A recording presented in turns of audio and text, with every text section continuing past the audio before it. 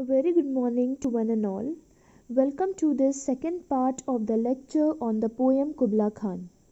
In the previous lecture, we have completed up to the explanation of line 11. We got to know how the poet Samuel Taylor Coleridge described about a palace called Xanadu, the palace of Kubla Khan. Kubla Khan was a Mongol emperor, and how he described about the setting of that palace. He tells about the rivers, streams, sweet smelling trees, beautiful forest. Then he goes on to describe the canyon through which the river flows. He also tells the natural world outside is wild and strange, but within the palace, all things are peaceful and protected. Now I am going to start with the line 12. 12 to 16 explanation of the line are: But oh, that deep romantic chasm which slanted down the hill athwart a sedan cover, a savage place, as holy and enchanted as ever beneath a waning moon was haunted by women wailing for her demon lover. Then, just like that, we get pulled back into the wild, slightly scary natural world.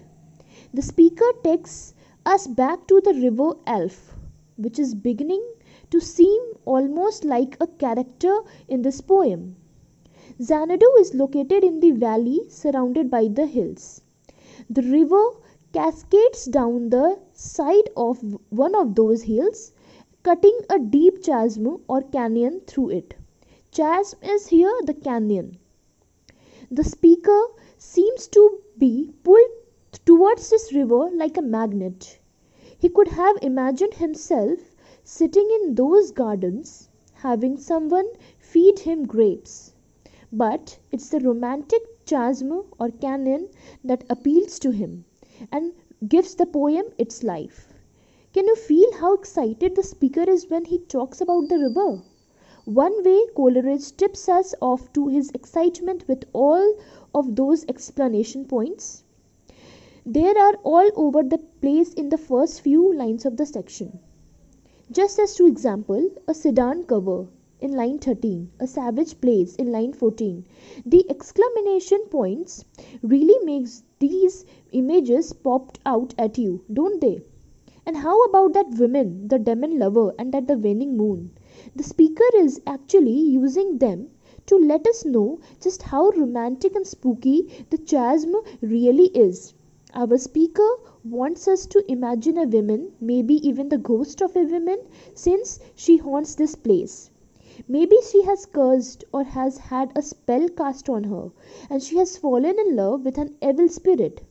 If this woman wanted to scream about her terrible fate, to let out all her sadness and her anger and her longing, where would she go? She would go to a place just like this, a lonely, wild canyon where no one could hear her but the waning moon. That just means the moon is getting smaller. These images are really intense, and it gives us a little glimpse of a whole new story. The speaker isn't saying that any of these things are here in the poem. He's saying that this is the kind of place where they would be at home. He's coloring the mood of the landscape, not introducing new characters, so don't let the details throw you off too much. Now, from line 17 to 24, and from this chasm with ceaseless turmoil seething, as if this earth in fast thick pants were breathing, a mighty fountain momently was forced, amid whose swift half intermitted burst huge fragments vaulted like rebounding hail, or chaffy grain beneath the thresher's flail. And meet this dancing rocks at once and ever, it flung up momentarily the sacred river. Now, more about this river. Seriously, he really likes it. Apparently, it comes rushing down the hillside at every moment like a fountain. Of course, rivers don't usually stop moving, so Coleridge doesn't need to tell us that it flows at every moment. However, he wants us to think of the river not as something continuous, but as something that is created each moment. The speaker wants us to focus on the wild, rushing, violent excitement of the water. Coleridge and his poets friends, the Romantics, love scenes like this, where the tremendous power of nature is unleashed and we get to watch. Coleridge gets so carried away by this scene that he turns the earth into a kind of seething, breathing animal. The rushing water becomes the sound of its fast, thick pants, as if the earth were really tired from doing a lot of exercise. Coleridge keeps this intensity up line after line, plunging us into the river again and again. Apparently, the river is bouncing off the rocks, which reminds the speaker of the clatter of hail or grain raining down out of the air as it being separated from the chaff. In a sense, these lines are like a symphony, a rush of feeling and sound and excitement that's meant to pick up you and carry you along. Now from line 25 to 28, 5 miles meandering with a mazy motion, through woods and dale the sacred river ran, then reached the caverns measureless to man, and sank in tumult to a lifeless ocean. So these paragraphs are very important. Suddenly things calms down a little. Our favorite river reaches the flat plain of the valley where Xanadu is located, and it begins to meander with a mazy motion. So now we have gotten the whole story of the river from the perspective of someone in Xanadu. The first glimpse is of the river rushing down a deep canyon cut into a wooded hillside. The water is moving fast and furious, almost like a waterfall, but not quite so steep. It bounces off rocks and creates a lot of big ruckus. The river then flattens out and turns into a proper river, flowing gently through Xanadu for 5 miles until it reaches a bunch of caves. Nobody knows how deep these caves are. They are so huge you couldn't possibly measure them. So the poet used the word measureless caverns. But we do not know that they seem to contain an underground ocean into which the river flows. Coleridge has gotten us all worked up, and now to show us he slows it all down. 1 minute the river making a fast, thick pant, then it's lazy and murmuring in the woods and dales. That's what's happening here. The speaker took us to the peak, and now he's taking us down again, circling back to the quite spooky images that started the poem. To bring this idea home, the speaker repeats the phrase, caverns measureless to man, that we first heard in line 4. Remember that sunless sea in line 5. It is back to, this time as a lifeless ocean. Different words, same gloomy ideas. The Coleridge is using the different words, but the idea is same. Now, line 29 to 30. And mid this tumult Kubla heard from far ancestral voices professing war. Now what happened? Coleridge could have ended the poem there with the lifeless ocean. In that case, it would have been almost perfectly symmetrical.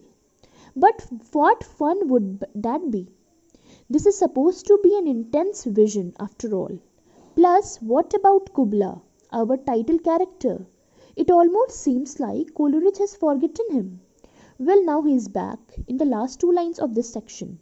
As the poem pace slows down, the tumult of the river becomes an echo of the intense rush we just felt. Like us, Kubla listens from a distance, and what does he hear? Ancestral voice professing war. This is Genghis Khan's grandson, Kubla Khan, after all. So he probably spent a lot of time thinking about war. even when he wasn't listening to rushing rivers. These new images takes us away from the river and into the even wilder second half of the poem. Think, this is all a little strange already. Now from line 31 to 34, the shadow of the doom of pleasure floated midway on the waves, where was heard the mingled measure from the fountain and the caves. Now we rise up and zoom out, looking across the dome of pleasure and the shadow it is casting on the ocean. Coleridge is starting to have fun here, taking all the elements he has introduced so far and scrambling them together. In just 4 lines, we get the waves, the caves, the fountain, the dome. Everything is mixed up, including the different sounds of the river, which makes a mingled measure. All this mingling shows up in the rhyme and the meter of the poem too. These lines make a good example. Now they do not have even rhyming scheme. But this is different from most of the rest of the poem, which uses all kind of other rhyming scheme. Plus, these 4 lines have a varying number of syllables. There really is a kind of music in the poem, but it is strange and irregular. So here in this line, Coleridge is describing about all the pleasure, waves, measures, caves, everything, and the rhyming scheme is AB, AB. Now line 35 and 36. It was a miracle of rare device, a sunny pleasure dome with caves of ice. So now in these lines, these 2 quick lines brings up that same obsession with contrast that we saw with the palace and the river. This lines is actually using the contrast. In the opening lines, the speaker never said anything about the caves being cold or the dome being hot, but he goes out of his way to make these points here. Actually, there's a whole world of contrast between the dome and the caverns. Natural versus man-made, above ground and below ground, symmetrical and irregular, sunny and frozen. This is what gives the poem a lot of its energy. Opposites clashing together and then making a weird kind of harmony. So there is kind of contrast here, but this contrast is together unified and it is bringing the kind of harmony in here. Now line 37 to 41. A damsel with a dulcimer, in a vision once I saw. It was an Abyssinian maid, and on her dulcimer she played, singing of Mount Abora. Now the poem takes a major turn. Without any warning, the speaker changes the subject. He starts to describe another vision that he once had. In this vision, he sees a girl. He tells us 3 things about her in 3 lines. She was Abyssinian, that's an old way of saying Ethiopian. Second is she was playing a dulcimer, an instrument with strings that you pluck or hit with a mallet. The third one, she was singing about a place called Mount Abora, a name that Coleridge made up. That's a pretty clear description in some ways, but what are we supposed to take away from it? Why does this combination of images matter? Why does it show up here? One way to look at these lines would be to dig around and see if there is a kind of code here. For example, where and what is Mount Abora? Some people think the speaker is referring to a real place in Ethiopia. Some think it's a biblical reference. Another just tie it to a place called Milton mentions in Paradise Lost. You could ask the same question about the other part of this vision. So here Coleridge especially mentioned about a girl or a maid. She was an Abyssinian maid who is playing dulcimer and she is singing the song of Mount Abora there. So this is all for today. I will soon post another video explaining the rest of the poem. Till then, thank you and keep reading.